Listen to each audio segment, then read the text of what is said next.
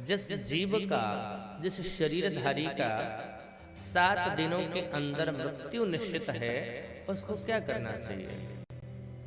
तो प्रारंभ में ही श्री सुखदेव जी महाराज ने क्या शब्द कहा है? श्रोतव्य कीर्तितव्य स्मर्तव्य शिक्षता भय। राजन, अगर देहधारी को अपने मरण को सुधारना है और अगर उसकी ये चाहत है कि आत्म कल्याण हो जाए, प्रारंभ में ही श्री सुखदेव जी ने कहा है कि जैसा प्रश्न तुमने किया है, आत्मवित सम्मतम पुंसाम श्रोतव्यादिषु यह पर, यानी जो आत्म श्लाघा करने वाले हैं, आत्म कल्याण चाहते हैं, उनके लिए यह प्रश्न उत्तम है। संसारियों के लिए नहीं प्रश्न है ये उत्तम। संसारी तो भोग में ही अपने आप को व्यस्त रखता है, उसे लगता है दुनिया का सुख, दुनिया का सार, दुनिया का लक्ष्य है संसार के भौतिक पदार्थों को भोगने में, और वो अपना जीवन बस इसी तरह से गुजारता रहता है। उसे यह नहीं भान है कि इस शरीर को पूरा होने के बाद जब जीव को फिर से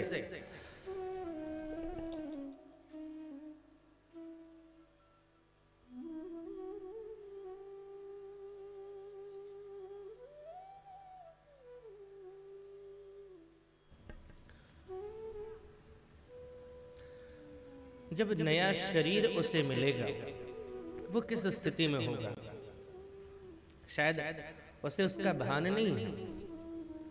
इसलिए संसार का व्यक्ति सिर्फ सुखों को प्राप्त करने के पीछे व्याकुल है। इंद्र जी ने यही कहा था, सुखाय कर्माणि करोति लोको, पर परिणाम न तो सुखम वा न तो पाकम वा। यहाँ पर व्यक्ति आकर के एक ही कर्म करता है और उस कर्म के पीछे उसका लक्ष्य यही है, मुझे सुख मिले, इस शरीर को सुख मिले, इन इंद्रियों को सुख मिले। लेकिन अपने इन इंद्रियों को सुख देने के पीछे वो कितना बड़ा अपना नुकसान कर रहा है, यह उसके बात दिमाग में नहीं आती। तो वो संसार का व्यक्ति कभी भी आत्म कल्याण के बारे में कभी सोचता ही नहीं, समझता ही नहीं। लेकिन जो आत्मवित सम्मतम पुंसाम, जो आत्म कल्याण चाहते हैं, उनके लिए एक ही लक्ष्य होना चाहिए, जहां तक हो सके, जितना ज्यादा से ज्यादा हो सके, भगवान की कथा को सुनो।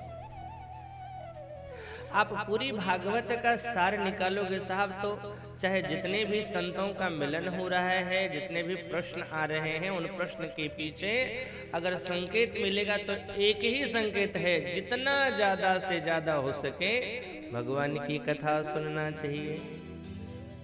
भगवान कपिल ने माँ देवहूति से यही शब्द कहा है, सतां प्रसंगान्मय वीर्य संविदो तो भवन्ति हुत कर्ण रसायन कथा। लाभ क्या होगा?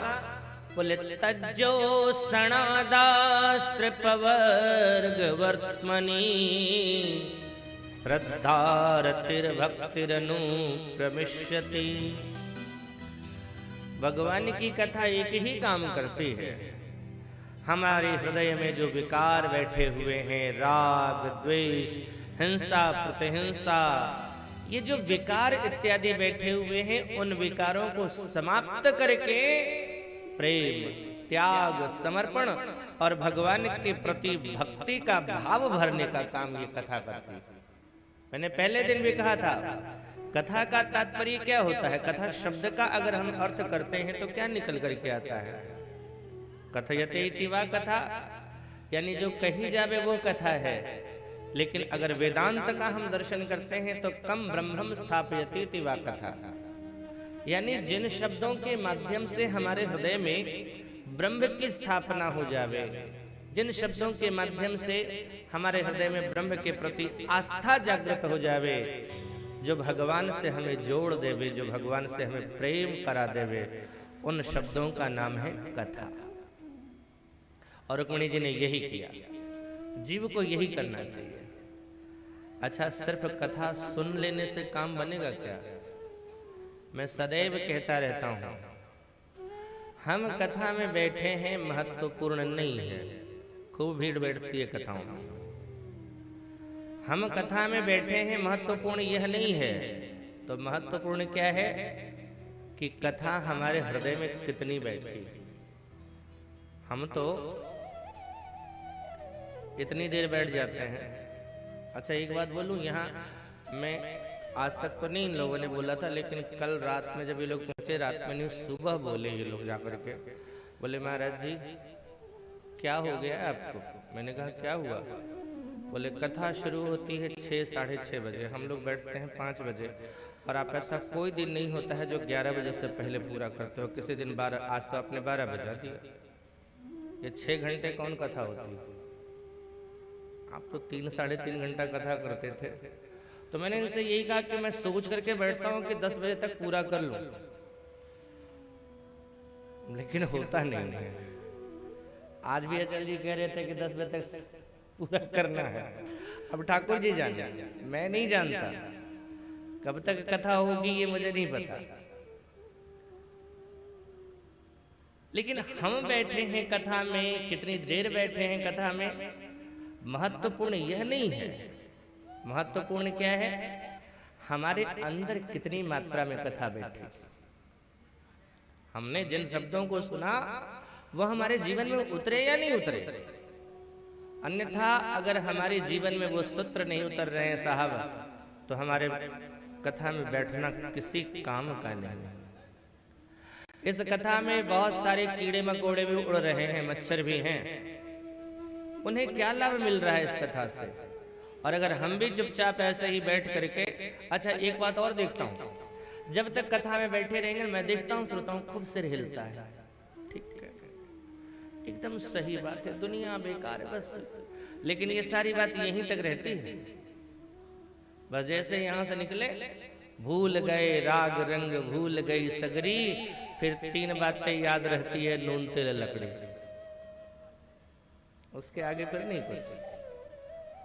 साहब मेरा निवेदन है कि कथा को आप हृदय में बैठाओ। अच्छा कथा हृदय में बैठी है या नहीं बैठी है, इसका प्रमाण क्या है।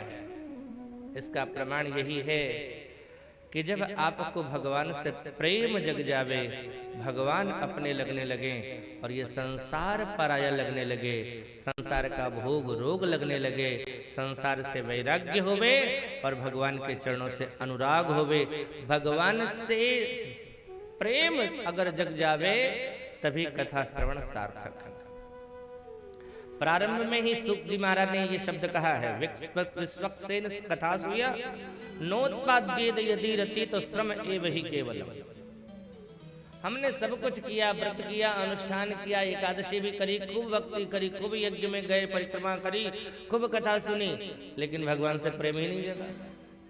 तो हमारा सारा कर्म व्यर्थ उसी तरह से है साहब, जिस तरह से किसी लड़की की शादी हुई, खूब धूमधाम से हुई, बारात भी आई, खूब लोगों को खिलाया भी, पटाखे भी खूब बजे, यहाँ तक कि मंत्र भी खूब उच्चारण हुआ, विवाह के विधान भी सारे अच्छे ढंग से संपन्न हुए, लेकिन लड़की लड़का के साथ जाए ही नहीं, ससुराल गई ही नहीं, तो शादी के सारे खर्च बेकार। ठीक इसी तरह से हमने सब किया, लेकिन ठाकुर जी के चरणों से प्रेम नहीं लगा, वो अपने नहीं लगे, तो सब बेकार। आप कहोगे महाराज श्री जो हमें दिखते नहीं हैं, आप कहते हो उन्हें अपना मानो, और जो हमें दिख रहे हैं, जिन्होंने हमारा पालन पोषण किया, जो हमारे सामने हैं, वो कहते हो पराये हैं।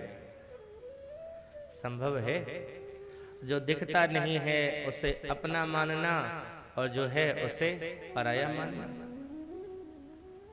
बिल्कुल संभव है साहब। और मुझे लगता है हर माता के जीवन में ये बात है, सबके जीवन में।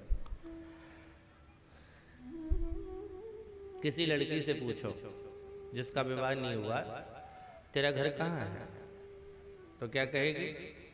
अपने पिता के घर को दिखा के कहेगी ये मेरा घर, मेरी गाड़ी, मेरा बंगला, मेरे नौकर चाकर, खेत बाड़ी सब मेरे।